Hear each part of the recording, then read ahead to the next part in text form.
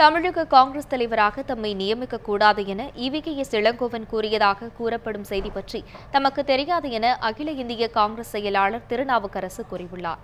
டெல்லியில் காங்கிரஸ் தலைவர் சோனியா காந்தியை சந்தித்த பின் சென்னை திரும்பிய அவர் விமான நிலையத்தில் செய்தியாளர்களிடம் பேசும்போது இதனை தெரிவித்தார். EVKS இளங்கோவன் அவ்வாறு கடிதம் எழுதியிருந்தார். அவரின் நன்றியுணர்ச்சிக்கு தாம் நன்றி தெரிவித்துக் கொள்வதாகவும் திருநாவுக்கரசு மறைமுகமாக கூறினார். வாழ்க்கையில் நான் எப்பவும் யாருக்கும் துரோகம் செய்தது கிடையாது.